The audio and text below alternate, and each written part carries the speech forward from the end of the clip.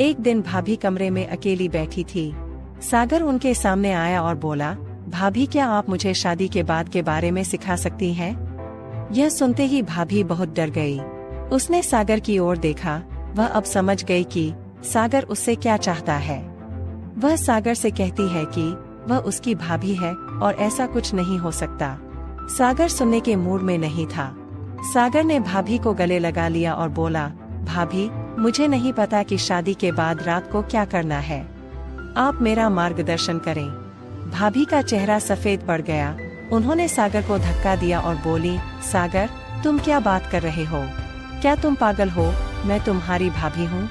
फिर सागर चुपचाप बैठ गया और भाभी का हाथ पकड़कर बोला, भाभी प्लीज मेरी बात समझो। आपके अलावा मुझे ये बात कोई नहीं सिखा सकता। भाभी ने सोचा कि अब उन्हें इस स्थिति से निकलने के लिए कुछ करना चाहिए।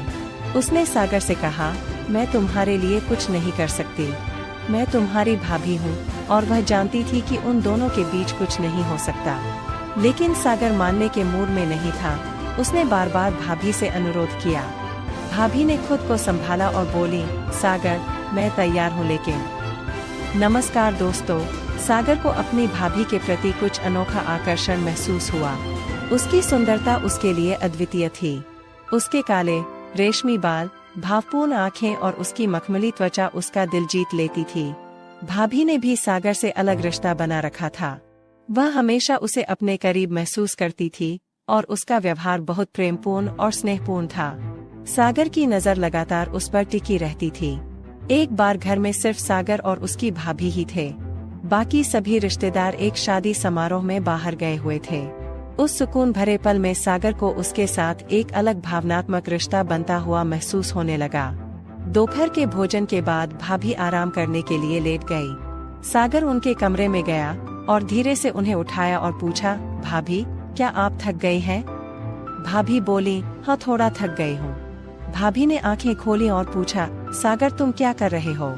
कुछ नहीं भाभी, बस आपसे मिलने आया हूँ। सागर भाभी के पास बैठ गया और धीरे से भाभी का हाथ छूने लगा। उसने उसे नहीं रोका। सागर ने सोचा, शायद भाभी के मन में भी कुछ है। सागर का अपनी भाभी के प्रति नजरिया अब बिल्कुल बदल चुका था। वह अब उसके लिए भाभी तो नहीं रही थी, लेकिन उसके मन में एक नई भावना उभर रही थी। इसी समय सागर का गन्ना हलचल करने लगा। उसके मन में एक उलझन थी। एक तरफ उसकी शादी तय हुई थी, तो दूसरी तरफ भाभी के लिए उसकी भावनाएं उसके मन में बवंडर मचा रही थीं। शादी की तिथि धीरे धीरे निकट आ रही थी। हर तरफ खुशी थी, लेकिन सागर एक अलग ही दुनिया में खोया हुआ था। रात को वह उठता और खिड़की से बाहर देखता रहता। उसके मन में कई सवाल थे और वह अपनी भावनाओं का जवाब ढूंढने में असमंजस में था। उसे समझ नहीं आ रहा था कि अब क्या करे। एक दिन भाभी कमरे में अकेली बैठी थी।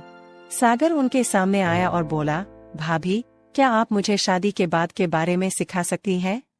भाभी बहुत डर गई और उसने सागर की ओर देखा। वह समझ गई कि सागर उससे क्या उम्मीद करता है। उसने सागर से कहा कि वह उसकी भाभी है और ऐसा कुछ नहीं हो सकता। सागर सुनने के मूड में नहीं था।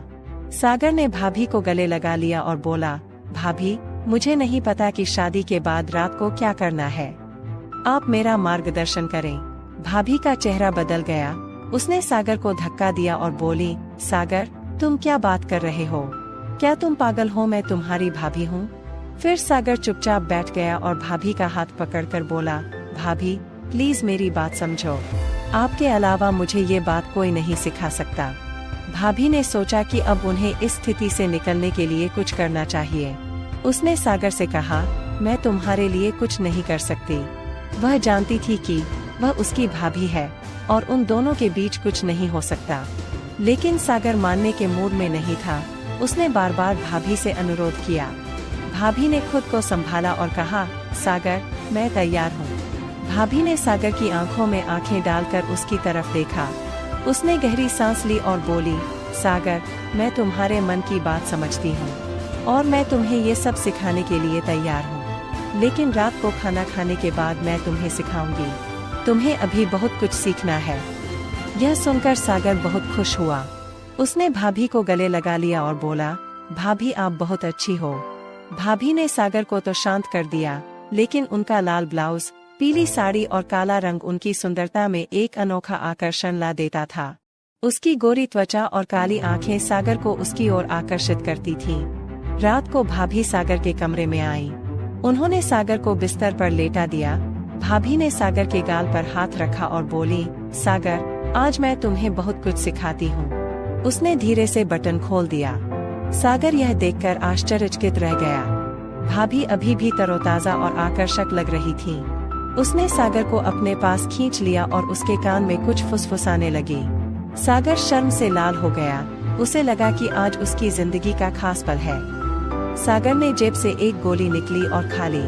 अब वह स्पष्ट रूप से जानता था कि उसे क्या करना है। सागर ने गोली खा ली और उसकी भाभी ने उसे सब कुछ सिखा दिया। लेकिन गोली का असर बढ़ने से उसके शरीर में एक अलग ही ऊर्जा पैदा हो गई। उसकी आंखों में एक विशेष चमक थी। सागर ने भाभी की तरफ देखा और उनकी तरफ बढ़ने लगा। भाभी घबरा गई। उसने सागर को रोकने की कोशिश की, लेकिन उसने कुछ नहीं सुना। उसकी ताकत बढ़ गई और वह अपनी भाभी के काफी करीब आ गया। सागर ने उसमें प्रवेश किया। भाभी को बहुत दर्द हुआ। वो चिल्लाई, लेकिन सागर नहीं रुका। उसने अपने कार्य पर ध्यान केंद्रित किया और उसकी भाभी ने उससे विनती की, लेकिन कोई फायदा नहीं हुआ। आखिरकार सागर के शरीर की ऊर्जा खत्म हो गई और वह थककर अपनी भाभी पर गिर पड़ा। उसके चेहरे पर संतुष्टि का रंग था। भाभी ने ये सब देखा तो उसकी आंखों में आंसू आ गए। कुछ देर बाद सागर को होश आ गया।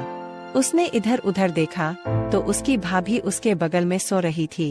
वह अपने किए पर शर्मिंदा था। उसे एहसास हुआ कि उसने क्या किया है।